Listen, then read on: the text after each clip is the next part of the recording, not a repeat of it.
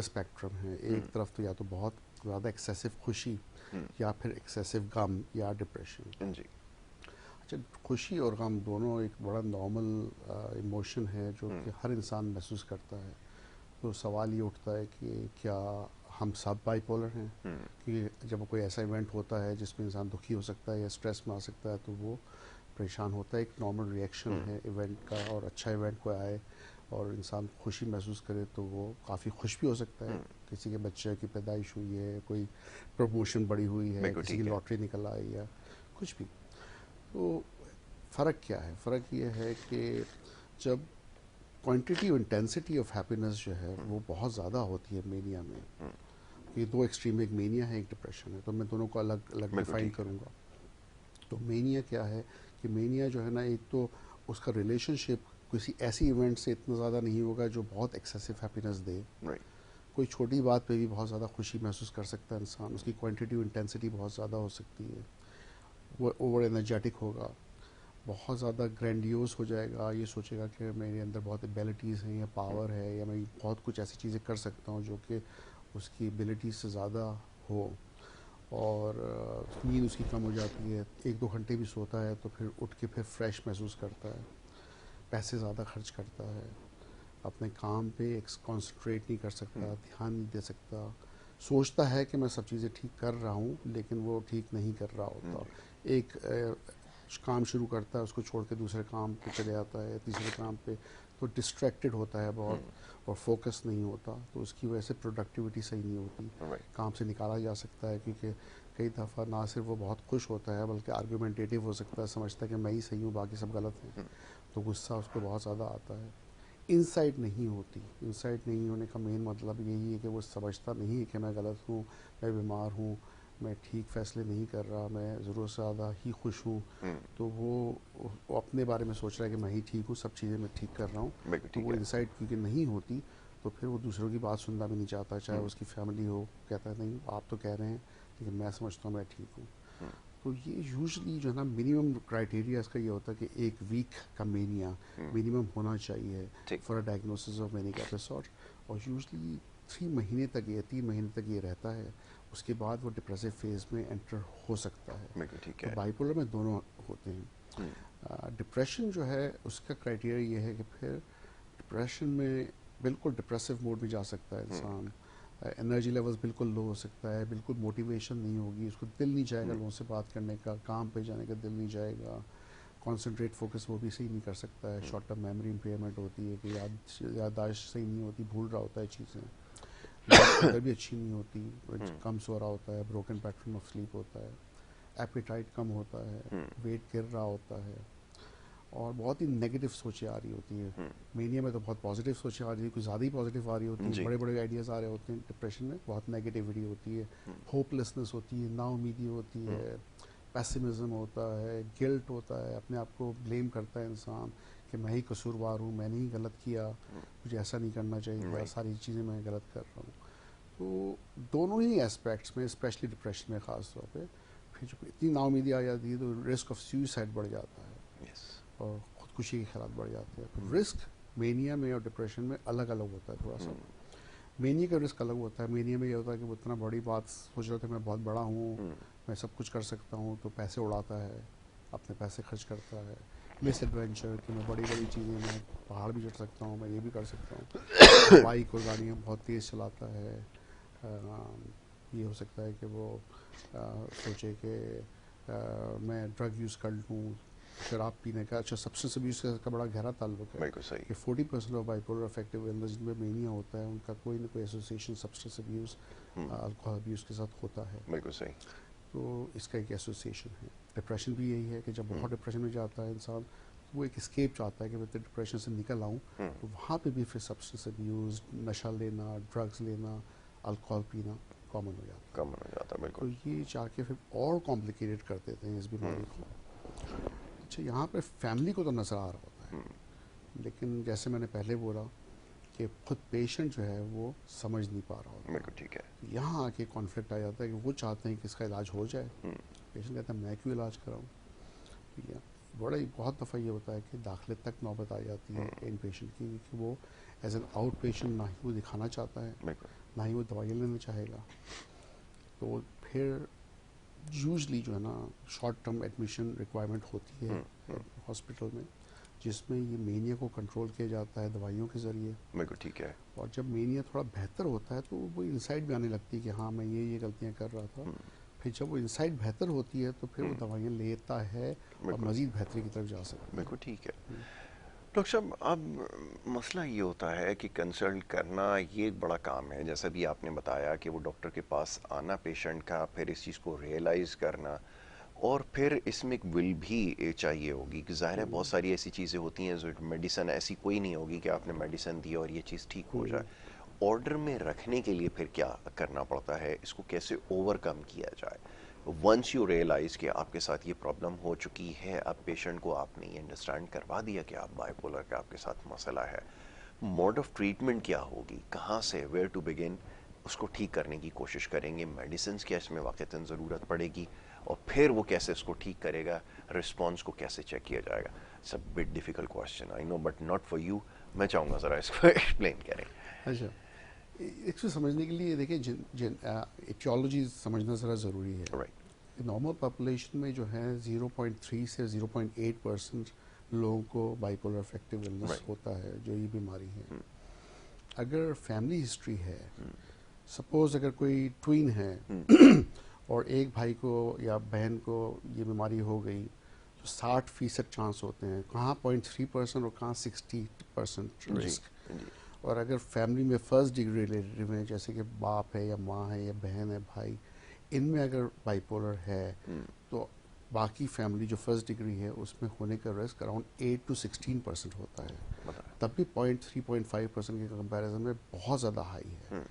तो एक तो जब हम ट्रीटमेंट करते हैं तो ये देखना कि जेनेटिक वल्नरेबिलिटी कितनी है। बिल्कुल ठीक है। जहाँ जेनेटिक वल्नरेबिलिटी आती है, फैमिली में थी ये बीमारी और इसको भी हुई है, तो चांसेस बहुत बढ़ जाते हैं कि long term use of medication requirement होगी, क्योंकि ये बीमारी जीन्स में थी, इसमें भी आई है, इतनी जल्दी ठीक नहीं होगी, और ठीक हो भी गई दवाइयों से तो फिर इसके रिलैप्स बहुत हाई है, बिगड़ने का चांस बहुत हाई है। जब भी दवाई रोकी जाएगी तो पेशेंट बिगड़ सकता है। अप टू 90% रिस्क हो जाता है, फिर 90-95% कि वो पेशेंट बिगड़ेगा। तकरीबन 90% रिस्क का मतलब है कि it's a very high risk. तो फिर जब डॉक्टर पेशेंट को ठीक करता है और एक ऐसे लेवल पे पेशेंट आ जाता है जब उसकी इंसाइट भी आ जाए, जब अपने फैसले करने के काबिल हो जाए और दवाइयाँ ले रहा हो, तो डॉक्टर का काम ये होता है कि वो उसे बताए बेनिफिट्स और नुकसानात, फ़ायदे और नुकसानात, कि दवाई लेने के फ़ायदे ये हैं, दवाई लेने के नुकसानात भी हैं, दवाई ना लेने के क्या नुकसानात हैं, और फैसला पेशेंट पे छोड़ दे, क्योंकि उस वक्त वो ठीक है और वो अपना फैसला कर सकता है। अगर वो खुद दवाई नहीं लेना चाहता तो कोई ज़बरदस्ती नहीं कर सकता पेशेंट के साथ, ठीक, और करना चाहिए भी नहीं। बिल्कुल ठीक है। ये कि आप एडल्ट हैं और आप नॉर्मल आईक्यू रखते हैं, इंटेलिजेंट है, और उस वक्त आप बीमारी से निकल भी आए हैं और आपने समझ ली फिर प्रोज एंड कॉन्स कि क्या उसके फ़ायदे और नुकसानात हैं, ठीक है। तो वो खुद फैसला करता है। इसलिए मैं कभी ये नहीं कहता कि एक साइकाइट्रिस्ट किसी पेशेंट के लिए ज़बरदस्ती का फ़ैसला करे या उस पर इम्पोज करे अपना फ़ैसला। वो बस उसका काम है उसे समझाना। बिल्कुल ठीक है। दूसरी तरफ ये है कि अगर इन्वायरमेंटल फैक्टर्स आते हैं, जीन्स में ये मसला नहीं है, और कभी किसी बड़े स्ट्रेस की वजह से, प्रॉब्लम की वजह से बाइपोलर इलनेस हुई, क्योंकि वो उससे भी ओरिजिनेट कर सकती है कि मूड स्विंग्स आने शुरू हो गए, तो चांसेस प्रोग्नोसिस बेहतर है। चांसेस ये भी हैं कि वो दवाइयाँ ले और ठीक हो जाए, और बाद में जब दवाइयाँ बंद कर दी जाएँ तो शायद ये बीमारी वापस ना आए। बिल्कुल ठीक है, चांसेस कम है। हाँ, चांसेस कम हो जाते हैं। तो it varies from patient to patient, person to person.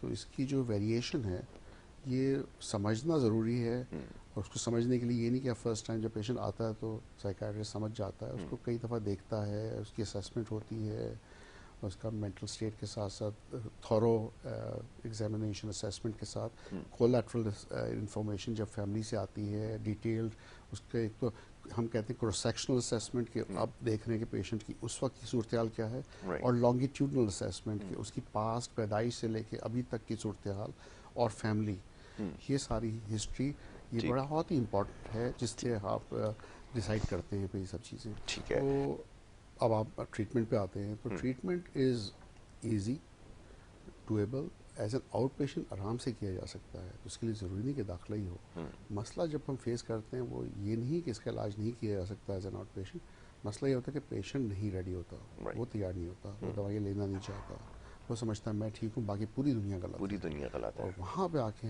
एक प्रॉब्लम आ जाता है कि जब वो मेडिसिन नहीं ले रहा, तो फिर वो न्यूरोकेमिकल इम्बैलेंस जिसकी वजह से बाइपोलर हो रहा है, उसको बिल्कुल। मूड अप जा रहे हैं और नीचे आ रहा है, फ्लक्चुएशन हो रही है, बड़े इम्पल्सिव हो गया है, वो गलत फैसले कर रहा है, और उसके साथ बड़े ही रिस्क इन्वॉल्व हैं बहुत सारे। तो फिर उसको कंटेन करने के लिए, उसको ठीक करने के लिए इन पेशेंट रिक्वायरमेंट होती है। कभी कभी ये होता है कि कोई ना कोई ऐसा डोमिनेट करने वाला फैमिली मेम्बर होता है जिसकी वो बात मान ले और ना चाहते हुए भी दवाइयाँ ले ले, तो हो सकता है वो घर पे ठीक है। बेहतर हो जाए। मूड स्टेबलाइजर्स हैं, मेजर ट्रैंकुलाइजर्स हैं, एंटीसाइकोटिक्स का यूज़ है, कभी कभी एंटी डिप्रेशंस भी ऐड करनी पड़ती हैं, तो वो करके और फिर बाद में साइकोथेरेपी, क्योंकि उसको पेशेंट को समझाना, एजुकेट करना, कॉग्निटिव बिहेवियर थेरेपी जहाँ पे डिप्रेशन ज़्यादा हो, वो बहुत इफ़ेक्टिव होती हैं। अच्छा, ये समझना भी ज़रूरी है कि बाइपोलर में वैसे 3 टाइप्स होते हैं बाइपोलर के, लेकिन मैं 2 टाइप से ज़्यादा बात करना चाहूँगा। एक तो बाइपोलर टाइप 1 है, जो कि वो मेनली जो है ना, उसमें मेनिया, एक्सट्रीम मेनिया होता है, या फिर डिप्रेशन, एक्सट्रीम डिप्रेशन होता है, और बड़े क्लियर कट उसके एपिसोड्स होते हैं। जब मेनिया होगा तो सिर्फ मेनिया होगा, एक हफ्ता या ज़्यादा से ज़्यादा 2 से 3 महीना, और उसके बाद डिप्रेशन में जाता है तो up to 3 to 6 months depression का फेज जा सकता है, और वो दोनों सूरतों में बहुत ही ज़्यादा डिस्ट्रेसिंग होता है और उनकी फंक्शनिंग पे बड़ा इफेक्ट डालता है। ठीक है, लेकिन दूसरा एक और जो है इसका पार्ट 2, बाइपोलर टाइप 2, वो बहुत ही अंडर डायग्नोस्ड है, और बाहर के मुल्कों में भी, पाकिस्तान में तो खैर मैं नहीं हूँ, बाहर के मुल्कों में भी ये राडार में नहीं आता। वो लोग उसको पहचान नहीं पाते और समझते हैं कि ये एक बीमारी नहीं है, और ये बड़ी कॉमन है।